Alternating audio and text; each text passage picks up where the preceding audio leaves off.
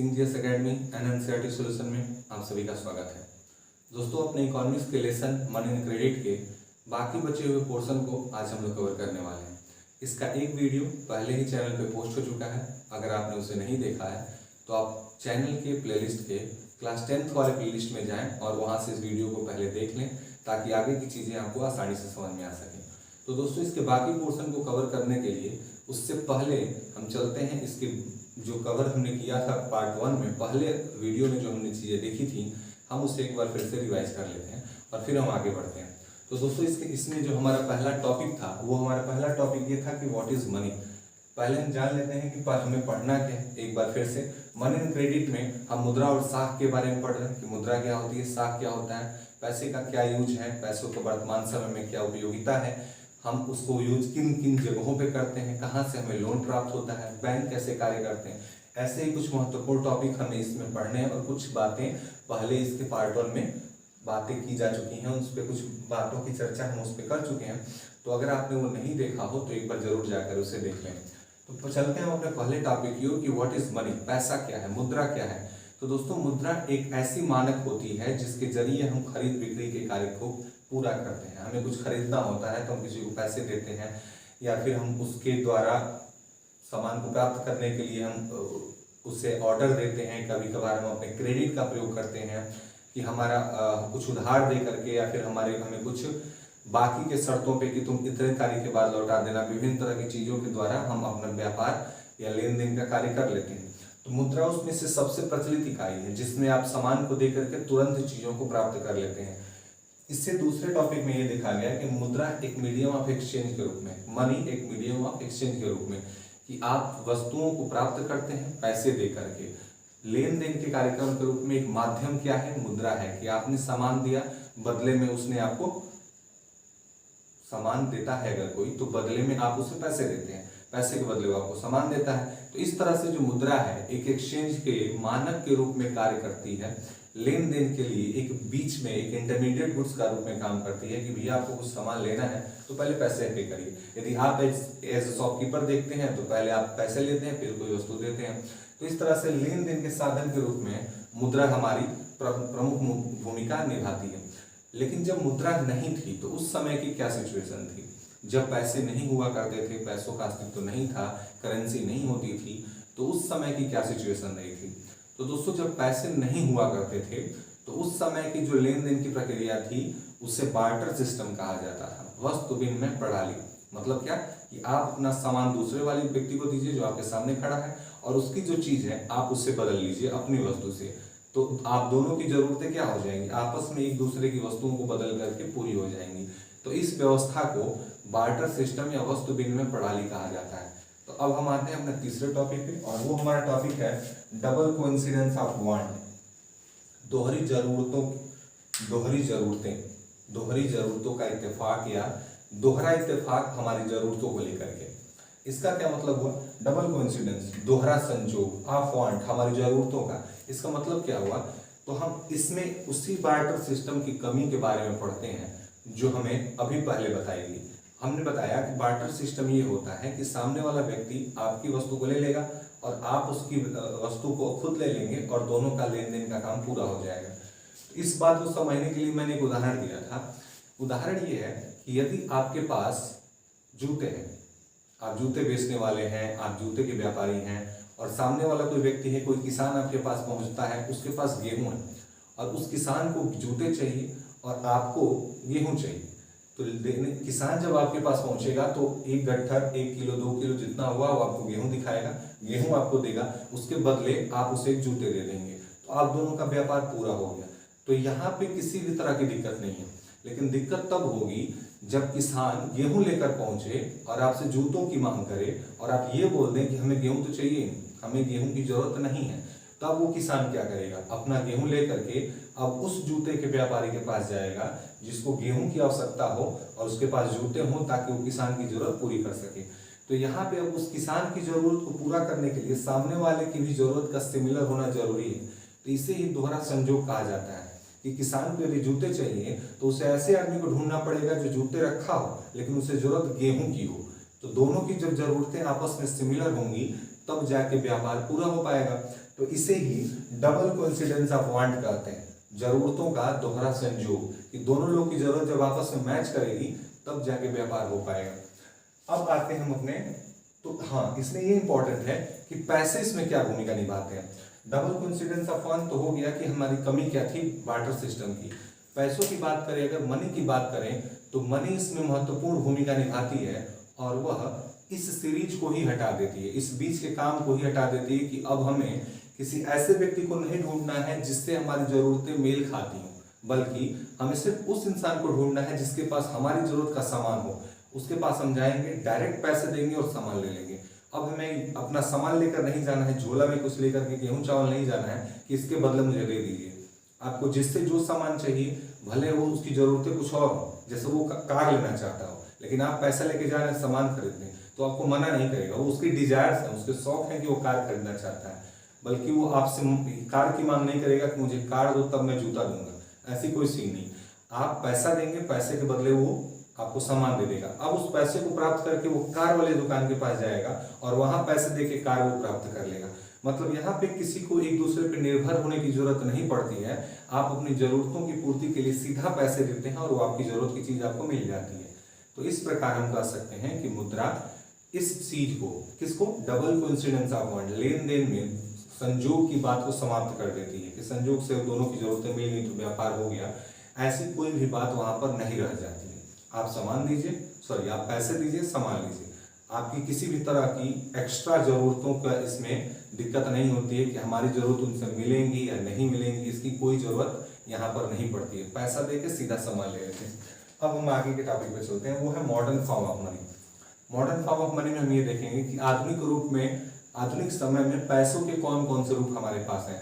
तो दोस्तों हम जानते हैं कि वर्तमान समय में करेंसी चल रही है, सिक्के चलते हैं, साथ ही साथ कुछ प्लास्टिक मनी जैसे एटीएम कार्ड, डेबिट कार्ड का दौर है, साथ ही साथ हम चेक का भी इस्तेमाल करते हैं वर्तमान समय में लोगों को पेमेंट देने के लिए। तो ये आपके मॉडर्न फॉर्म ऑफ मनी हो जाएंगे, वर्तमान समय में मनी के रूप हो जाएंगे। पुराने टाइम की बात करें तो पुराने टाइम के पैसे रुपए जो होते थे उसमें बहुमूल्य धातुओं का प्रयोग किया जाता था। सोना, चांदी इत्यादि के सिक्के ढाले जाते थे जिनका इस्तेमाल किया जाता था। वर्तमान समय में किसी भी महंगी धातु के सिक्के नहीं बनाए जाते हैं। बनाए जाते हैं तो खरीद चलन में नहीं है। चलन का मतलब कि सामान खरीदने के लिए आप सोने के सिक्के नहीं देते हैं किसी को। नॉर्मल जो गवर्नमेंट ने ऑथराइज किया है उन सिक्कों का भी यूज करते हैं। सोने के सिक्के, चांदी के सिक्के ऐसे बाजार में बिकते हैं, लेकिन वो सिर्फ शौकिया तौर पे लोग खरीदते हैं। उन्हें खरीद व्यापार में या फिर लेन देन की चीजों में प्रयोग नहीं किया जाता। अब हम आगे देखते हैं loan activity of the bank. Bank की लोन एक्टिविटी क्या होती है, बैंक के लेने देने कैसे लोन देते हैं, फिर आपसे पैसे कैसे लेते हैं, इसका क्या कार्यक्रम है, इसके बारे में भी मैंने पहले वीडियो में बताया है। तो बैंक की लोन एक्टिविटी में क्या होता है, बेसिकली हम बैंक में पैसे जमा करने जाते हैं, हमारे अतिरिक्त धन को बैंक अपने पास रख लेता है और हमें कुछ इंटरेस्ट रेट ऑफर करता है कि इस इंटरेस्ट रेट पे आपका पैसा इतने समय में बढ़ के इतना हो जाएगा। सपोज करते हैं यदि हम 100 रुपये साल भर की दर पे साल भर के लिए जमा किए हैं और हमें उस पर 5% इंटरेस्ट रेट मिला, तो साल के बाद हम 105 रुपये लेने की काबिल हो जाएंगे बैंक से। साल के बाद हम 105 रुपये बैंक से हासिल करने के काबिल हो जाएंगे। यदि कोई व्यक्ति आता है और उससे 100 रुपये उधार लेता है तो बैंक उनसे अब सिर्फ 5% इंटरेस्ट नहीं लेगा, अब उनसे कहेगा कि आप इसके बदले में, क्योंकि आप कर ले जा रहे हैं, कर्ज ले जा रहे हैं, तो आपको 7% देना पड़ेगा। सपोज करते हैं तो अब इंसान जब साल भर बाद पैसे लौटाने आएगा बैंक को, तब वो 107 रुपये लेकर आएगा 7% पे। आपने बैंक को पैसे दिए तो बैंक आपको साल भर बाद 100 रुपये लौटा देगा। ये इंसान साल भर बाद 100 रुपये लाकर जमा किया था, वही 100 रुपये आपको लौटा दिया गया। 7 रुपये में से 5 रुपये आपको बढ़ा के देना था तो 105 ही हो गया, और ये ला के दिया 107। तो 7 और 5 मतलब 2 रुपये का जो एक्स्ट्रा प्रॉफिट है वो बैंक का हो जाएगा। ये बैंक की लोन एक्टिविटी है। एक बार फिर से देखते हैं, 100 रुपये लेकर आप बैंक पहुंचे थे कि मुझे साल भर के लिए जमा करना है। बैंक ने ऑफर किया 5% इंटरेस्ट रेट, आपका हो गया 105 रुपये, साल में आपको मिलने वाले हैं साल की समाप्ति पे। लेकिन इसी बीच आपके पैसा जमा करके जाने के बाद एक व्यक्ति आता है और कहता है कि मुझे 100 रुपये उधार चाहिए, तो बैंक उसे इस शर्त पे देता है कि साल के अंत में आपको 107 रुपये देने पड़ेंगे 7% इंटरेस्ट रेट पे। साल भर के बाद यह व्यक्ति उन पैसों को लौटा देता है 107 रुपये, और आप जब पैसे लेने जाते हैं तो बैंक आपको 105 रुपये अदा कर देता है, आपको पैसे 105 रुपये दे देता है। तो 105 आपको बैंक ने दिए 105 और बैंक के पास आए 107, तो बैंक के पास जो 2 रुपए एक्स्ट्रा आ रहे हैं वही बैंक की इनकम होती है और वही बैंक का लोन प्रोसेस है। कैसे लोन दिया जाता है, कैसे बैंक को प्रॉफिट होती है, ये इसी जरिए इसी माध्यम से किया जाता है कि पहले इंटरेस्ट रेट जो लोगों को दिया जा रहा है उनके जमा किए गए मूलधन पे वो कम होता है, और यदि कोई व्यक्ति उधार लेने आता है तो उसकी इंटरेस्ट रेट ज्यादा होती है, तो दोनों के बीच में जो अंतर होता है, जो पैसे बच जाते हैं वो बैंक के पैसे होते हैं। तो ये हमारा लोन एक्टिविटी हो गई। अब हम अपने आज के टॉपिक पे चलते हैं। ये सब थोड़ा सा रिवाइज करने के लिए था, आप एक बार कोशिश करें कि वो वीडियो पहले वाला देखें ताकि आपको समझने में काफी आसानी हो। चलिए हम अपने आगे के टॉपिक्स पे चलते हैं।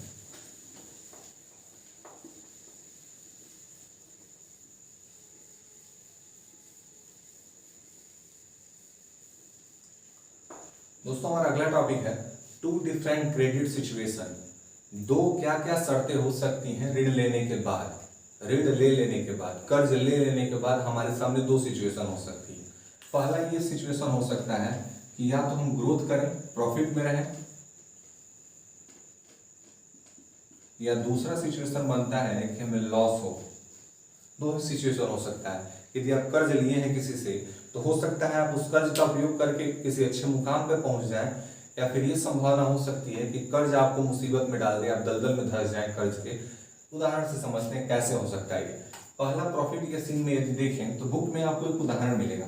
देखिए दोस्तों, इस वीडियोस को देखने के बाद, इस लेसन से जो भी वीडियो बनाया गया है इसको देखने के बाद जब आप बुक देखेंगे तो आपको काफी चीजें आसान होती हुई दिखाई देंगी, क्योंकि बुक से संबंधित जितने भी इंपॉर्टेंट चीजें हैं जो समझने में बुक से कठिन होती है आपको, वो सबको क्लियरली यहाँ पे एक्सप्लेन कर दिया गया। तो चीजों को समझ लेने के बाद जब आप बुक देखेंगे तो आपके लिए काफी आसान हो जाएगा। इस चैनल पे इसी तरह की वीडियोस आपको हमेशा मिलते रहेंगे। अगर आपने वीडियो अभी तक चैनल को सब्सक्राइब न किया हो तो प्लीज सब्सक्राइब कर लें। ऐसे ही वीडियोस यहाँ पे लगातार अपलोड किए जाते हैं ताकि आप जो बुक की कठिन चीजें हैं उससे पहले आप चैनल इस वीडियो को देख करके चैनल पे आसानी से समझ सकें और आपको बुक पढ़ने के दौरान ज्यादा समस्या ना हो। क्योंकि बुक की जितनी भी इंपॉर्टेंट चीजें हैं जो कठिन भाषा में लिखी गई हैं या फिर जिनमें वर्ड समझने में दिक्कत हो सकती है, ये सारी बातें यहाँ पे आपको इजीली समझा दी जाएंगी और उससे आप बुक से पढ़ के आसानी से बाद में समझ सकते हैं। चलिए हम अपने एग्जाम्पल पे आते हैं। तो प्रॉफिट वाले एग्जाम्पल में देखें अगर, तो एक एग्जाम्पल आपको ऐसा मिलेगा जिसमें एक शूज मैन्युफैक्चरर, एक जूता बनाने वाले उत्पादक निर्माता की बात की जाती है कि एक बड़ी कंपनी ऑर्डर देती है 3000 शूज के निर्माण का। ये 3000 जूते आपको बना के मुझे देने हैं। एक बड़ी कंपनी एक निर्माता को, एक जूते बनाने वाले व्यक्ति को ऑर्डर देती है कि 3000 जूते आपको बना करके देने हैं। 3000 जूते बनाना है तो एक बड़ा ऑर्डर है, उतना उसके पास सामान होगा नहीं। तो अब ये व्यक्ति क्या करता है, इन 3000 जूतों के बदले पूरा करने के लिए इस ऑर्डर को 2 लोगों से कर्ज लेता है। 2 लोगों से कर्ज लेता है। पहला ये कर्ज लेता है इसी ऑर्डर देने वाली कंपनी से, इसी कंपनी से कर्ज लेता है। किस तरह का कर्ज? कहता है कि आप 1000 जूतों के लिए जो पैसा लगना है वो एडवांस में दे दीजिए ताकि हम प्रोडक्शन शुरू कर पाए। और दूसरा उधार लेता है वो रॉ मटेरियल जो प्रोवाइड कराने वाला व्यक्ति है उससे, जो लेदर रॉ मटेरियल देता है उससे वो उधार ले लेता है कि कुछ लेदर दे दीजिए, हमको जूते बनाने हैं, जब हमारा काम हो जाएगा तो आपको पेमेंट कर देंगे क्रेडिट पे, जिसे क्रेडिट कहेंगे। क्रेडिट पे वो क्या करता है, जूते लेदर प्राप्त कर लेता है क्रेडिट पे। ये क्रेडिट पे उसे लेदर मिल जाता है। यहाँ 1000 रुपए कैश में मिल गए हैं, 1000 जूतों के बराबर उसे पैसे मिल गए हैं ताकि वो क्या कर सके, अपना प्रोडक्शन शुरू कर सके। प्रोडक्शन का काम शुरू हो जाता है, कुछ कैश मिल ही गया है और रॉ मटेरियल आ ही गया।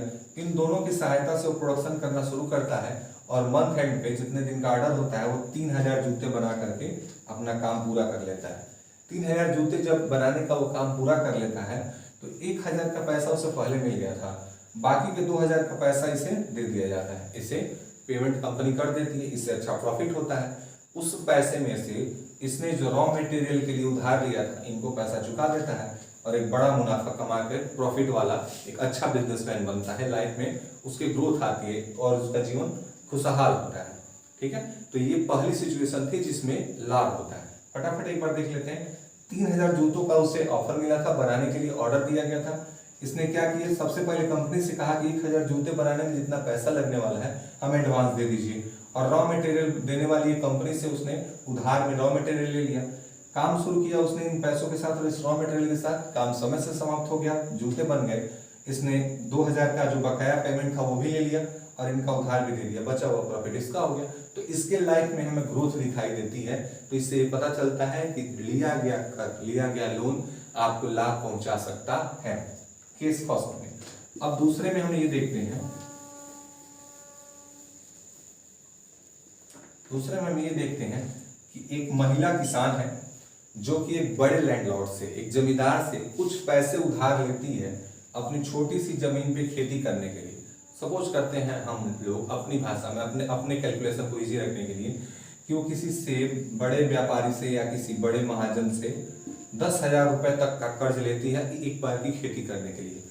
10,000 रुपए लेकर के वो फसल बोती है और फसल बोने के बाद उसे पता चलता है कि जब कटाई का समय आया उससे पहले ही फसल पे टिड्डियों द्वारा हमला कर दिया गया, घास ज्यादा उग गई, ऐसी कुछ कमियों की वजह से, दिक्कतों की वजह से उसकी फसल खराब हो गई।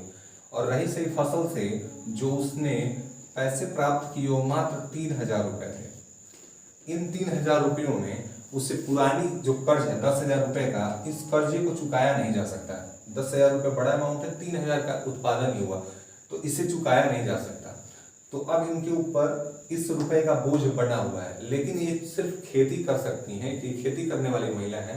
तो अब ये क्या करेंगी, ये इसी के पास फिर जाएंगी और कहेंगे कि साल भर के लिए और आप मुझे 10,000 रुपया और दे दीजिए ताकि इस बार मैं अपनी खेती करके आपके दोनों पैसे एक साथ लौटा सकूं। इस बार ये खेती करती हैं, सौभाग्य से फसल थोड़ी बेहतर होती है और इस बार ये 8,000 रुपए तक की इनकम जनरेट कर पाती हैं। 8,000 रुपए इन्होंने प्राप्त किए और इस 8,000 की प्राप्ति के बाद इनके पास करेंट टाइम में जो ऋण है वो 20,000 का हो चुका है। इनकी इनकम मात्र 8,000 रुपये है। इन 8,000 रुपयों में से क्या ये 20,000 रुपये लौटा पाएंगे? बिल्कुल नहीं लौटा पाएंगे। सपोज करिए अगर इस बार 8 ना होकर के यहाँ 12,000 का भी प्रोडक्शन इन्होंने किया हो तो भी 12,000 से 20,000 रुपये का उत्पादन नहीं चुकाया जा सकता है, क्योंकि वो सिर्फ एक बार के हिसाब से प्रॉफिट हुआ है। या लगभग 20,000 का 20,000 भी अगर आ जाता है तो इनका पूरा पैसा, अगर मान लिया हमने कि 10,000 इस बार लिया और इन्होंने खूब फसल बेहतर हो गई और इन्होंने 20,000 तक का प्रोडक्शन कर डाला, तो इस 20,000 का पूरा हिस्सा तो इनको कर्ज चुकाने में चला जाएगा। तो इन्होंने 2 बारी में ले रखा है, 2 बार में इन्होंने जो 10,000 का कर्जा लिया है, 20,000 तो इनका चुकाने में चला जाएगा। तो परिवार के लिए क्या रखेंगे? तो इस प्रकार हम देखते हैं कि इनके द्वारा लिया गया कर्ज इनकी लाइफ को हमेशा आगे चल करके प्रॉब्लम में ही डालता जा रहा है। इनको कर्ज के जाल में इतना दबा देगा कि आगे चल के मजबूर हो जाएंगे कि अपने खेत का एक छोटा सा हिस्सा बेच करके इस जमींदार की दी गई कर्जे को वापस चुकाएं। तो इस तरह से पता चलता है कि अंततः इन्हें अपने खेत का एक हिस्सा बेचना पड़ेगा और अपनी संपत्ति से हाथ धो बैठेंगे। तो ये क्रेडिट थे, कर्ज के उधार के 2 शर्तें थी जिसमें व्यक्ति को या तो लाभ हो सकता है या फिर बहुत बुरा नुकसान भी हो सकता है। तो ये था हमारा टॉपिक। अब हम अगले की तरफ चलते हैं, टर्म्स ऑफ क्रेडिट। दोस्तों, टर्म्स ऑफ क्रेडिट का मतलब है कि ऋण की शर्तें क्या होती हैं, कर्ज लेने के लिए शर्त क्या क्या होती है। यदि हम कर्ज लेना चाहते हैं तो उसकी क्या क्या महत्वपूर्ण शर्तें हैं जिसे हम पूरा करेंगे तब जाके हमें कर्ज प्राप्त होगा। तो दोस्तों, कोई भी जब आपको कर्ज देता है तो उसकी एक शर्त होती है कि उससे उसका पैसा वापस मिल जाए। हम अभी आपको 1,000 रुपये उधार देते हैं तो हम एक चाहेंगे कि निश्चित समय के बाद आप हमारे 1,000 रुपये हमें लौटा दें। तो कर्ज के लिए पहली शर्त क्या होगी कि हमें पैसा समय से मिल जाना चाहिए। कर्ज के लिए पहली शर्त ये होती है कि हमें पैसा समय से मिल जाना चाहिए। तो इससे हम इंग्लिश में क्या बोलेंगे? रीपेमेंट। कि पैसा आप कैसा लौटाते हैं, समय से आप लौटा पाते हैं कि नहीं। रीपेमेंट हो गया कि आप पैसा हमारा लौटाएंगे। अब रीपेमेंट का तरीका भी होता है कि आप किस माध्यम में लौटाएंगे। कैश लिया है तो कैश देंगे, या फिर वर्तमान में ऑनलाइन ट्रांसफर करेंगे, या फिर चेक के माध्यम से करेंगे। ये बातें हमें पता होनी चाहिए। यूजुअली नॉर्मल दोस्तों के बीच में या फिर परिवार रिश्तेदारों के बीच में ये कोई पूछता नहीं है कि आप कैसे पेमेंट करेंगे। लेकिन जब बात बैंक की आती है तो बैंक में सारी जानकारियां ली जाती हैं कि आप पेमेंट कैसे करेंगे। तो रीपेमेंट का जरिया भी टर्म्स ऑफ क्रेडिट होता है, एक तरह के क्रेडिट का तरीका कैसे आप पेमेंट करने वाले हैं। दूसरी चीज क्या होगी, टाइम, कि आप कितने समय में पैसा वापस कर देंगे ये आपको बताना होगा। कितने समय में आप पैसा वापस कर देंगे ये आपको बताना पड़ेगा। अब अगली चीज की बात करें तो हमारी तीसरी चीज इंपॉर्टेंट जो है सबसे हो सकती है कोलेटरल। कोलेटरल क्या होता है, ऋण आधार इसे हिंदी में बोला जाता है, कि किस आधार पे आपको ऋण दिया जाए, पहले ये बताइए। कोलेटरल एक ऐसी संपत्ति होती है जिसके जरिए बैंक को हम ये बताते हैं कि मेरे पास इतने रुपए की संपत्ति है, चाहे वो गाड़ी हो सकती है, चाहे हमारी जमीन हो सकती है, हमारे घर का कागज हो सकता है, हमारे पास और भी कोई अगर संपत्ति है तो उससे रिलेटेड डॉक्यूमेंट या वो खुद संपत्ति खुद हो सकती है। ये सब चीजें हमारी कोलेटरल में आ जाती हैं। कोलेटरल के जरिए हम क्या करते हैं, बैंक को ये श्योर करते हैं कि मेरे पास यह संपत्ति है, इसके बदले मुझे कुछ धन चाहिए। अब बैंक के पास ये राइट होता है कि यदि अपने समय से पैसे नहीं लौटाए तो वह आपके इस कोलेटरल को गिरवी रख के या फिर बेच के अपना पैसा निकाल ले। इसकी नीलामी कर दी जाती है। कई बार आप मूवी में देखे होंगे कि समय से पैसा नहीं चुका पाने पर लोगों की कार जब्त करके बैंक वाले लेके चले जाते हैं, लोगों के घर बिक जाते हैं, नीलामी होनी शुरू हो जाती है कि कितने करोड़ रुपए। ये सारी चीजें इसी के जरिए की जाती हैं। यदि आपने जो कोलेटरल दिखा के ऋण लिया है, मतलब आपने ये कर दिया कि ये मेरे घर का पेपर है, इसके बदले मुझे 10 लाख रुपए चाहिए, और समय से आपने पैसे नहीं लौटाए, बैंक अपना 10 लाख रुपए लेगा ना, तो उसके लिए वो आपके घर की नीलामी करा देगा। 10 लाख रुपए एक, 10 लाख रुपए दो, लोग बोली लगाते जाएंगे, 11 लाख, 12 लाख, 14 लाख, 15 लाख, जितना जाएगा कोई ना कोई आपके घर को खरीद लेगा और बैंक उसे डॉक्यूमेंट बेच करके अपना पैसा निकाल लेगी। हो सकता है 10 लाख के बदले वो 15 लाख तक निकाल के अपना किनारे हो जाए। तो ऐसे में जब आप कोलेटरल नहीं चुकाते हैं तो आपकी संपत्तियों को बेचने का, उसकी नीलामी करने का पूरा हक बैंक के पास होता है, और आप खुद इस बात को स्वीकार करते हैं लोन लेते समय उसके द्वारा दिए गए पेपर पे कि यदि मैं समय से नहीं चुका पाया तो आप मेरी संपत्तियों को बेचने का पूरा हक रखते हैं, पूरा अधिकार है आपके पास। तो ये कुछ महत्वपूर्ण चीजें हैं जिससे कहा जाता है टर्म्स ऑफ क्रेडिट। ऋण की शर्तें क्या क्या होती हैं, रीपेमेंट का जरिया, टाइम कितना लेंगे आप, वो कोलेटरल क्या जमा कर रहे हैं, ये सारी चीजें मिलकर टर्म्स ऑफ क्रेडिट का निर्माण करती हैं। होप आपको समझ में आया होगा। चलिए हम अपने फिर से अगले टॉपिक को देखते हैं। अगला टॉपिक है लोन्स फ्रॉम कोऑपरेटिव। कोऑपरेटिव मतलब सहकारी क्षेत्र, सहकारी क्षेत्रों से लिए जाने वाला लोन। सहकारिता का गुण क्या है, सहकारी क्षेत्र क्या होते हैं, तो ये कुछ लोगों या कुछ बड़े समूह के लोगों का एक प्रयत्न होता है कि आपस में मिल करके हम कुछ पैसे जमा करें। सहकारिता में कंपनियां खोली जाती हैं, बैंक खोले जाते हैं, बहुत तरह की सीजनल ऐसी कंपनियां होती हैं जो सहकारिता के माध्यम से चलाई जाए। बेसिकली शुगर फैक्ट्री में ये ज़्यादा सक्सेसफुल है, जो आपको गुजरात वगैरह के साइड में देखने को मिल जाएंगे कि लोग, कुछ लोगों का समूह आपस में जुड़ते हैं और एक निश्चित रेशियो में वो पैसे जमा करते जाते हैं कि जो ज़्यादा पैसे लगाएगा उसका ज़्यादा हक रहेगा, शेयर में ज़्यादा फायदा होगा, जो कम लगाएगा मतलब जितना आपने इन्वेस्ट किया उसके हिसाब से आपको होने वाली कंपनी का प्रॉफिट आपको शेयर कर दिया जाएगा।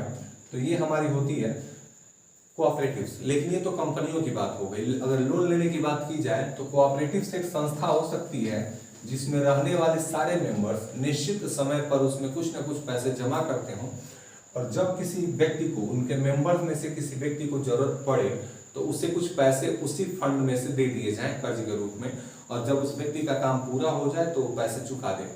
और जब इनके पास जो पैसे जमा हो जाते हैं और उनकी धनराशि बड़ी हो जाती है, जैसे मान लीजिए 5 लोग हैं, इन 5 लोगों ने यदि निश्चित अमाउंट में कुछ पैसे जमा किए तो ये एक बड़ा अमाउंट बनेगा।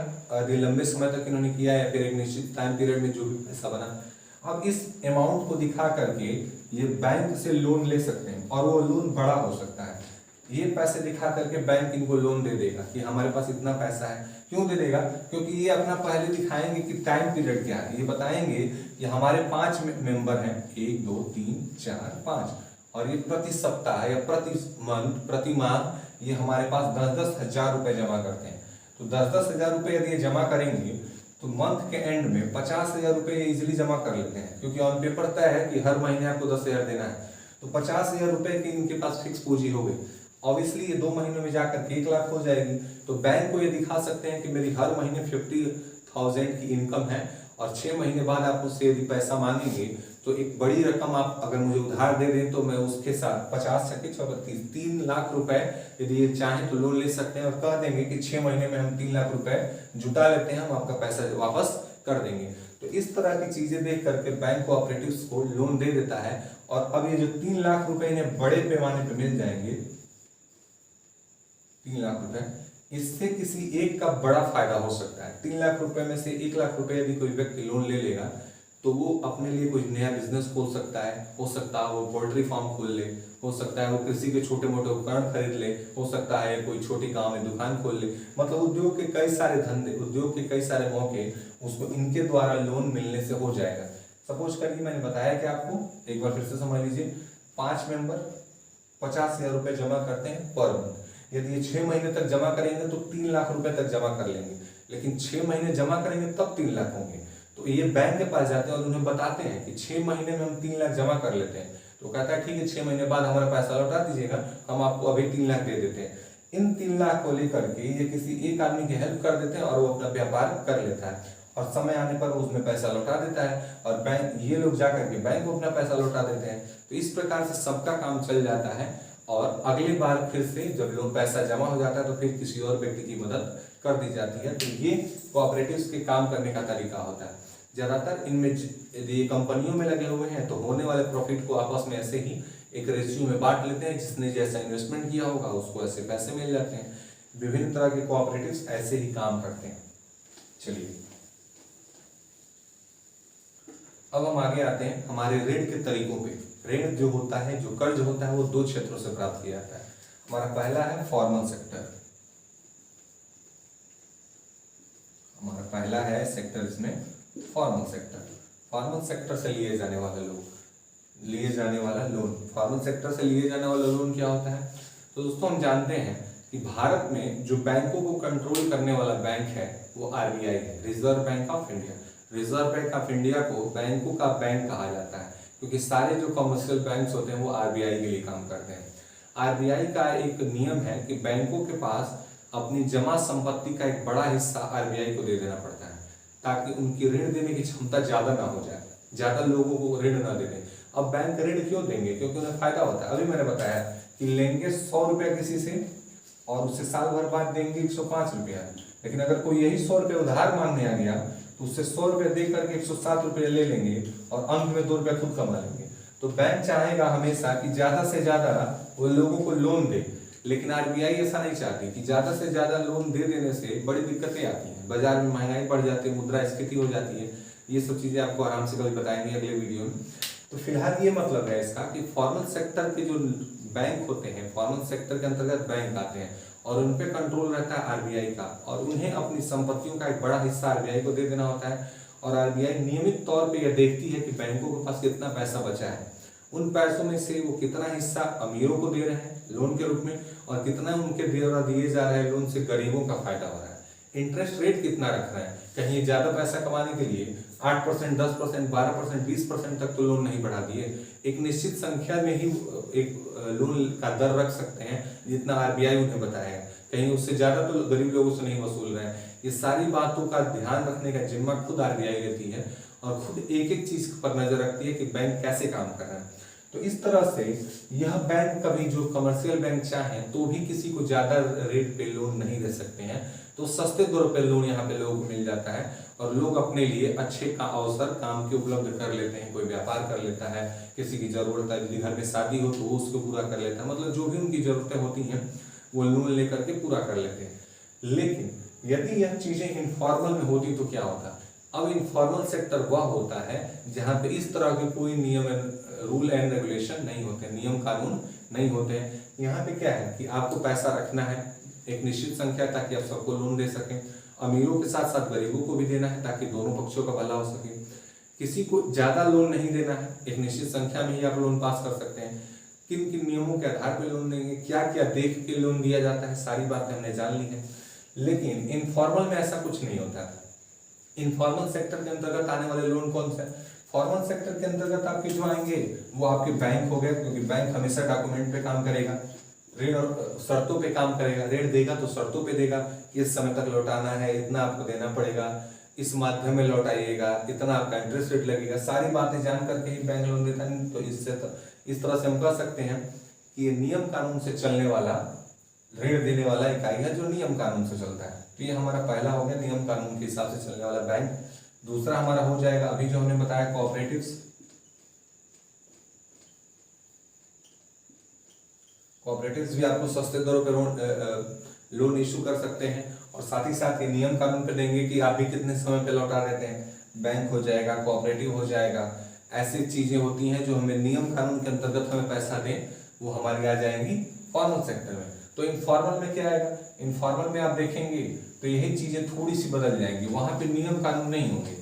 उन चीजों में जो अंतर आएगा आप देखेंगे तो यह होता है कि ऐसे क्षेत्र से लोन प्राप्त करिए जहां से आपको कोई कंडीशन न बताई गई हो या फिर ऑन पेपर कोई चीज नहीं की गई हो, लिखित टर्म्स एंड कंडीशन न समझाया गया हो। जैसे दोस्तों से लिए जाने वाला उधार 10,000 रुपये दे दीजिए, 2-3 महीने बाद ले लीजिएगा। तो क्या अगर आप 2-3 महीने में नहीं देते हैं तो वो आपका घर बेचने आ जाते हैं? ऐसा बिल्कुल नहीं होता। वो 3 महीने की जगह 4 महीने भी वेट कर लेते हैं, 5 महीने भी कर लेते हैं। कई लोग तो बोलते ही नहीं है। इसलिए नहीं बोलते हैं क्योंकि वो आपको पर्सनली जानते हैं, उन्हें विश्वास है कि आज नहीं तो कल आप दे देंगे। साथ ही साथ ये तो इसका अच्छा पहलू हो गया। लेकिन कई बार क्या होता है, गांव में रहने वाले लोग ऐसे इंसान से लोन ले लेते हैं जो उनसे क्या करते हैं, कुछ इंटरेस्ट चार्ज करते हैं और उनके द्वारा जो ब्याज दिया जाता है, जो इंटरेस्ट लिया जाता है, उसकी परसेंटेज फॉर्मल सेक्टर में दिए जा रहे लोन से ज्यादा होती है। यदि ये 3% ले रहे होंगे अपने दिए जा रहे लोन पे 3% इंटरेस्ट रेट चार्ज कर रहे होंगे, तो हो सकता है इनफॉर्मल वाला इससे 5% लोगों से ले ले। तो लोगों को ज्यादा नुकसान होता है कब? जब वो इनफॉर्मल सेक्टर से लोन लेते हैं तब। फॉर्मल से जाएंगे तो नियम कानून से मिलेगा। यहाँ मनमर्जी ढंग से 5% 7% लोग गांव में बोल देते हैं कितना हुआ, इतना रुपया सैकड़ा है, ऐसे अजीब अजीब सी भाषा होती है, उसमें अजीब अजीब से वर्ड्स होते हैं, वो कैलकुलेट करते हैं और लोगों से खूब सारा पैसा वसूल लिया जाता है जो कर्ज गलती से ले लेते हैं। गरीब किसान जिन्हें पूरी जानकारी नहीं होती है, ये बड़े महाजनों के चक्कर में आकर के उनकी काफी सारे पैसे इसी में बर्बाद हो जाते हैं और अंत तक पता चलता है कि मूलधन ही वापस नहीं हुआ। तो ये सारी प्रॉब्लम्स आती हैं कहाँ? इनफॉर्मल सेक्टर में। दोस्तों के बीच में क्या होता है, जो लोन लिया जाता है वो भी इनफॉर्मल सेक्टर का लोन है और सबसे ज्यादा लोन दोस्तों के बीच में ही लिया जाता है। जो कर्ज ली जाती है कि दे दो, अगले महीने दे देंगे, इस तरह के लोन जो होते हैं इनफॉर्मल में आते हैं। इसमें कई बार ये होता है कि आपके द्वारा जो लिया गया लोन है उसकी समय पूरा होने से पहले भी आपको दूसरा लोन मिल जाता है। जैसे कि गांव के यदि कोई बड़े व्यक्ति हैं, आप उनसे कुछ पैसा लिए हुए हैं और यदि आपकी जरूरतें पूरी नहीं हुई तो आप एक बार फिर उनसे मांग सकते हैं, वो दे देंगे आपको, क्योंकि वो जानते हैं कि मेरे गांव का है, कहीं जा नहीं रहा है। लेकिन बैंक में यदि आपका लोन ड्यूज है तो उसके बाद यदि आप दूसरा लोन ड्यूज कराने जाएंगे तो आपको दिक्कत होगी। वो पहले कहेंगे कि पहला क्लियर करिए। तो इस तरह की चीजें होती हैं इनफॉर्मल सेक्टर में। आपको लोन मिल जाएगा और एक बार पूरा पेमेंट नहीं हुआ है तो भी आपको दूसरी बार लोन मिल जाता है। तो दिक्कत इसमें क्या है? तो बेसिक दिक्कत ये है कि यहाँ पे कुछ फिक्स इंटरेस्ट रेट नहीं होता। यदि कोई व्यक्ति 8% लोन भी ले रहा है ना, 8% रेट से भी लोन आपको दे रहा है, तो भी आप उस पर कोई कंप्लेन नहीं करते हैं, चुपचाप ले लेते हैं, क्योंकि आप अपनी जरूरत से गए, वो तो आपको बुलाया नहीं कि ये लोन ले जाइए। तो इस तरह से लोग मजबूरी में पड़ के डायरेक्ट इमीडिएट उन्हें जरूरत पड़ती है पैसे की तो इनफॉर्मल सेक्टर ही जाते हैं, क्योंकि बैंक में जाना, पैसे लेना एक लंबा प्रोसेस का काम है जिसमें उन्हें दिक्कत होती है। तो सबसे ज्यादा भारत में जो लोन लिए जाते हैं इनफॉर्मल सेक्टर से ही लिए जाते हैं। और इन लिए जा रहे लोन में यदि परिवारों के हिसाब से देखा जाए तो गरीब परिवार के लोग सबसे ज्यादा जो ऋण लेते हैं वो इनफॉर्मल सेक्टर से लेते हैं। इसके पीछे कई कारण है। पहला कारण ये है कि उनमें अवेयरनेस नहीं होती है, जागरूकता नहीं होती है कि बैंक से हम पैसे कैसे ले सकते हैं, बैंक से जो पैसे लिए जाते हैं क्या वो हमारे लिए फायदेमंद है या नुकसान है। उनके मन में इस बात का डर भी रहता है कि यदि नहीं लेंगे तो हमारा सामान बिक जाएगा, साथ ही साथ हमारे खेत बिक जाएंगे। मतलब उन्हें कई तरह की भ्रांतियां, मिसअंडरस्टैंडिंग उन्हें बैंक के नियम कानूनों को लेकर होती है कि यदि मैंने समय से नहीं किया तो मेरे साथ गलत हो सकता है। उन्हें गाँव में सहज लगता है, आसान लगता है कि ले लीजिए, गाँव वाले, गाँव के बड़े वाले अंकल हैं, गांव के बड़े महाजन हैं, उनसे ले लिए, उन्हें पैसा समय से दे देंगे। उन्हें वही आसान लगता है, हालांकि वो उनके लिए भारी पड़ जाता है। तो लोगों में जागरूकता का न होना भी उन्हें इनफॉर्मल सेक्टर से जोड़ देता है और बैंकों, कोऑपरेटिव्स तक नहीं जाने देता है। दूसरी चीज, सबसे इंपॉर्टेंट चीज हमने ये जानी थी बैंक में लोन लेने के लिए कि उसके लिए आवश्यकता होती है कोलेट्रल की, ऋण आधार की। कुछ पैसे दीजिए, कुछ ऐसी चीज गिरवी रखिए जिसके बदले बैंक आपको पैसा दे। और गांव में जो लोग होते हैं, ग्रामीण परिवार, वो अक्सर गरीब परिवार होते हैं। उनके पास कोई इतनी बड़ी संपत्ति नहीं होती है जो बैंक को दिखा सकें कि मेरे पास ये है। इस वजह से वो छोटे मोटे ऋण के लिए कभी बैंक नहीं जाते, वो आपस में ही लोगों को मांग के काम चला लेते हैं।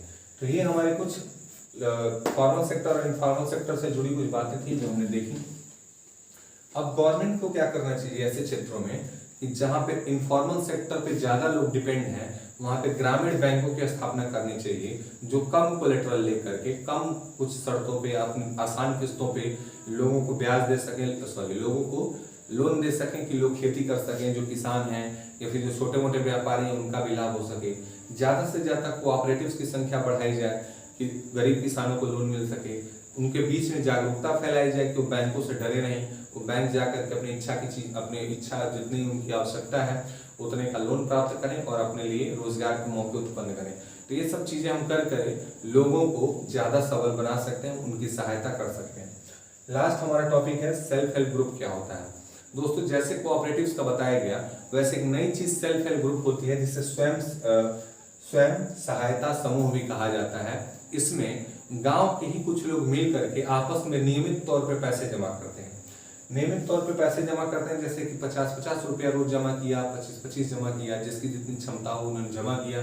रोज उनकी मीटिंग होती है, एक मैनेजमेंट होता है, सारे पैसों का रख रखाव किया जाता है और इमीडिएटली किसी को जरूरत पड़ गई तो उसी पैसे में से थोड़ा सा हिस्सा उन्हें दे दिया जाता है लोन के रूप में कि चलो भाई अपना काम कर लो, और वो इंसान काम करके अपना पैसा चुका भी देता है। ये लोग भी जब इनके पास संपत्तियां ज्यादा हो जाती हैं तो उन संपत्तियों को दिखाकर बैंक से बड़ा लोन ले लेते हैं और बाद में किसी एक पर्सन की मदद करके उसके लिए ज्यादा प्रॉफिट, उसके लिए ज्यादा अवसर उपलब्ध करा देते हैं। एक एक करके सबकी मदद होती रहती है, लोन देने का कार्यक्रम इनका चलता रहता है। जितने मेंबर्स होते हैं वो नियमित पैसा जमा करते हैं, उन पैसों को दिखा करके बड़ा लोन ले लेते हैं और जिस बार जो मांगता है उसे उतने पैसे दे करके उसकी मदद कर दी जाती है। साथ ही साथ एक दो बार जब ये बैंक से लोन ले लेते हैं और समय से चुका देते हैं तो बैंक को इन पे ट्रस्ट हो जाता है कि हाँ यह जो सेल्फ हेल्प ग्रुप ये पैसे समय से चुका देता है, तो अगली बार वो बिना कोलेटरल देखे भी, बिना कोई ऐसी चीज गिरवी रखवाए भी उन्हें पैसे इजीली दे देता है कि ये लोग तो लौटा ही देंगे। और ऐसे केसेस में लोगों को लाभ होता है और समय से इन लोगों का विश्वास बना रहने की वजह से ऐसे जो लोग हैं जिनको पैसे की आवश्यकता होती है उस छोटे से समूह की उन्हें तत्काल पैसे मिल जाते हैं। तो ये सेल्फ हेल्प ग्रुप के फायदे हैं और ये हमारा मनी एंड क्रेडिट से जुड़े हुए सारे टॉपिक थे जिन्हें हमने क्रम से एक एक टॉपिक करके सारी बातें समझ ली। अगर आपको वीडियो पसंद आई हो तो वीडियो को लाइक करें और चैनल को सब्सक्राइब करें, और यदि कोई भी विचार आपके हों या वीडियो से जुड़ा हुआ कोई सवाल हो तो हमें कमेंट सेक्शन में